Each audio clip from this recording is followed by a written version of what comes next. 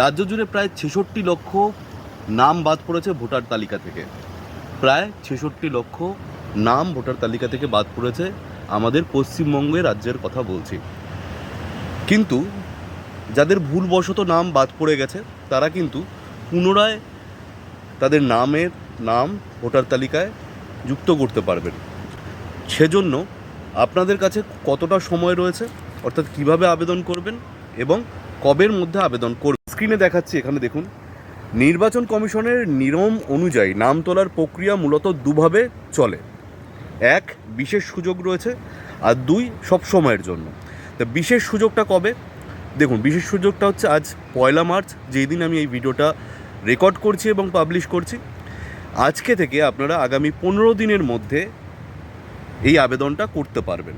15 দিন অর্থাৎ 15ই মার্চ 2026 পর্যন্ত আপনারা এই বিশেষ আবেদনের সুযোগটা পাবেন। তারা যদি এই সময়ের মধ্যে আবেদন করেন তাহলে আপনারা আপনাদের নাম কিন্তু এইবারেরই ভোটার তালিকায় যুক্ত করতে পারবেন। হয়ে গেল ক্লিয়ার। এইবার বলা হচ্ছে সব সময়ের জন্য। সব সময়ের জন্য বিষয়টা কি? এছাড়াও বলা হচ্ছে যে ভোটার তালিকায় নাম তোলা বা সংশোধনের কাজ সারা বছরই কিন্তু অনলাইনে চালু থাকে। তবে সামনে ভোট থাকলে একটি নির্দিষ্ট সময়ের পর নতুন আবেদন গ্রহণ করা হলেও তা ওই ভোটার তালিকায় যুক্ত করা হয় না। বুঝতে পারছেন? অর্থাৎ এইবার যে ভোটটা আমাদের আসছে, এই বছরের যে ভোটটা হতে চলেছে, সেই ভোটার তালিকায় কিন্তু আপনার নাম উঠবে না এবং আপনি ভোট দিতে পারবেন না। পুরো ক্লিয়ার হয়ে গেল।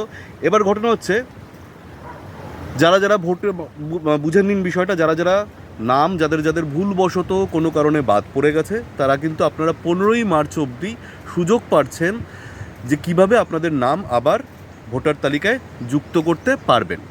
ঠিক আছে? তো এবার কিভাবে আবেদন করবেন সেটা আমি আপনাদের বলে দিচ্ছি। দেখুন, অনলাইনে সবচাইতে দ্রুত হচ্ছে অনলাইন। এই অনলাইনে কিন্তু আপনি সরাসরি voters.eci.gov.in এই ওয়েবসাইটে গিয়ে আপনি আপনাদের নাম নথিভুক্ত করতে পারবেন। এছাড়াও মোবাইলে যে প্লে স্টোর আছে, সেই প্লে স্টোর থেকে আপনি ভোটার হেল্পলাইন অ্যাপ বা ইসিআই নেট অ্যাপ ডাউনলোড করে আপনারা কিন্তু এই কাজটি, আবেদনের কাজটি করতে পারবেন। পদ্ধতিটি কি? মোবাইল নাম্বার দিয়ে সাইন আপ করে নিউ রেজিস্ট্রেশন বা ফর্ম 6 অপশানে ক্লিক করতে হবে।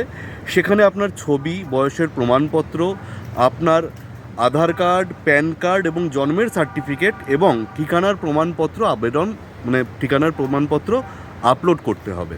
ঠিক আছে? 2 হচ্ছে অফলাইন পদ্ধতিটা কি? অফলাইন পদ্ধতির হচ্ছে আপনার এলাকার যে বিএলও রয়েছে, অর্থাৎ বুথ লেভেল অফিসার, এর কাছে গিয়ে ফর্ম 6 জমা দিন। হয়ে গেল। এছাড়াও আপনার ব্লকের বিডিও অফিস বা মহকুমা শাসকের এসডিও অফিসে গিয়েও ফর্ম 6 আপনি ফর্মটা কিন্তু করতে পারবেন, জমা করা যাবে। এবার এখানে আপনাদের কিছু একটা বিষয়, আপনাদের এটাও মনে হতে পারে যে আপনার নাম উঠেছে কিনা, অনেকে এই বিষয়টা নিয়ে অনেকক্ষণ ধরে হয়তো ভিডিওটা দেখছেন। দেখুন, নাম চেক করার জন্য একদম প্রথমেই বলে দিই, electoralsearch.eci.gov, আবার বলে দিচ্ছি, electoralsearch.eci.gov.in গিয়ে নিজের এপিক নাম্বার দিয়ে স্ট্যাটাস চেক করতে পারবেন। যে কটা আমি সাইটের নাম বলছি তা আমার ভিডিওর ডেসক্রিপশন বক্সে লিঙ্ক দেওয়া থাকবে। কমেন্টে আমি সেই লিঙ্কগুলি পিন করে রাখবো। আপনারা কিন্তু গিয়ে ওখান থেকে সরাসরি সেই সাইটে ভিজিট করতে পারবেন। আপনাদের নাম, এপিক নাম্বার দিয়ে আপনাদের এইবারের যে তালিকায় নাম এসছে কিনা সেটা চেক করে নিতে পারবেন। এপিক নাম্বার, ভোটার, বুঝতেই পারছেন যে আপনাদের ভোটার কার্ডটা রয়েছে সেখানে এপিক নাম্বার থাকে, সেই এপিক নাম্বারটা দিলেই আপনি পেয়ে যাবেন আপনার এবছরের নাম উঠেছে কিনা।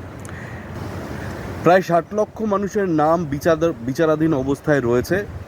তাদের এখনই ঘাবড়ানোর কিছু নেই। স্ক্রুটিনি শেষে তাদের নাম সাপ্লিমেন্টারি লিস্টে আসতে পারে।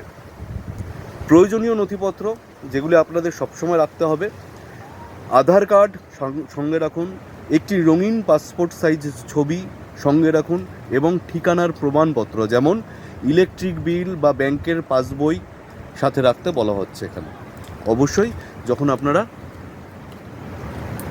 মানে ভোটার তালিকায় নাম আবার জুড়তে যাচ্ছেন তখন কিন্তু এই বিষয়গুলি আপনার রাখতে হবে।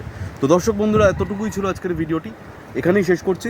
দেখা হচ্ছে পরবর্তী ভিডিওতে। আপনারা যারা যারা এই বিষয় নিয়ে আরও আগ্রহ প্রকাশ করতে পারেন, যদি কোনো মনের মধ্যে কোনো প্রশ্ন থাকে করবেন, আমি আপনাদের বাকিটা নিয়ে পরবর্তী ভিডিওতে বলে দেবো। টাটা, বাই বাই, দেখা হচ্ছে।